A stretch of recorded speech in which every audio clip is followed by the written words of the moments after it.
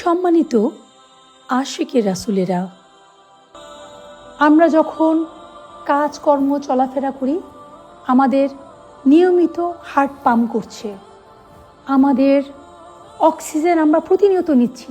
আমরা কি স্মরণ করে করে অক্সিজেন নেই, নাকি আমরা ঘুমিয়ে গেলে অক্সিজেন নেওয়া বন্ধ হয়ে যায়? আমরা কম্পিউটার চালালে কি অক্সিজেন নেওয়া বন্ধ হয়ে যায়? কারোর সাথে কথা বললে কি অক্সিজেন নেওয়া বন্ধ হয়ে যায়? আমরা কাজকর্ম করলে, পড়াশোনা করলে কি অক্সিজেন নেওয়া বন্ধ হয়ে যায়?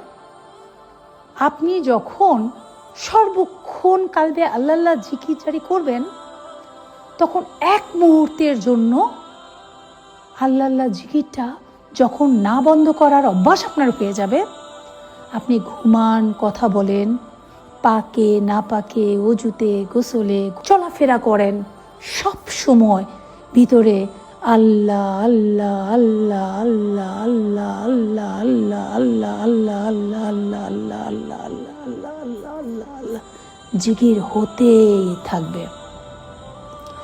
ওই অবস্থায় যেই সব আশিকে দেওয়ানবাগে, যেই সকল আশিকে রাসূল সব সময় হৃদয়ে আল্লাহ আল্লাহ আল্লাহ আল্লাহ আল্লাহ আল্লাহ আল্লাহ আল্লাহ আল্লাহ আল্লাহ আল্লাহ আল্লাহ আল্লাহ আল্লাহ আল্লাহ আল্লাহ জিকির খেয়াল করেন,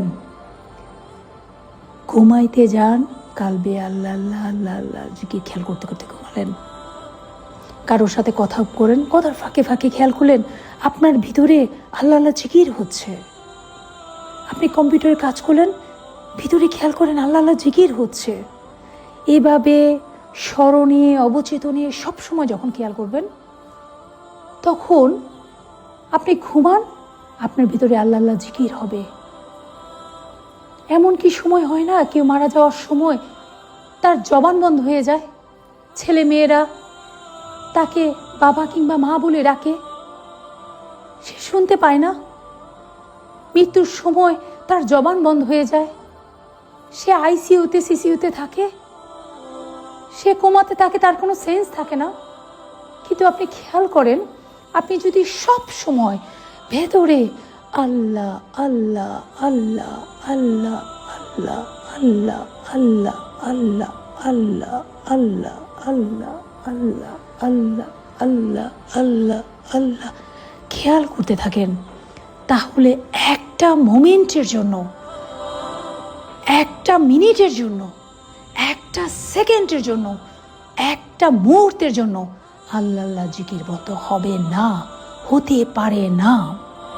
আপনার চেতন মনে, আপনার অবচেতন মনে সব সময় আপনার কালবে আল্লাহ আল্লাহ আল্লাহ আল্লাহ আল্লাহ আল্লাহ আল্লাহ আল্লাহ আল্লাহ আল্লাহ আল্লাহ আল্লাহ আল্লাহ আল্লাহ জিকির চলতেই থাকবে, অবিরাম ধারায় চলতেই থাকবে।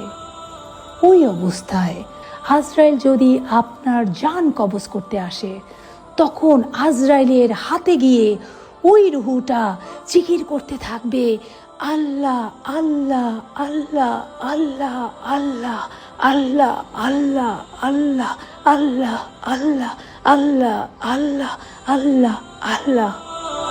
তখন বেঈমান হয়ে মৃত্যু বরণ করার কি কোনো সম্ভাবনা আপনার থাকবে?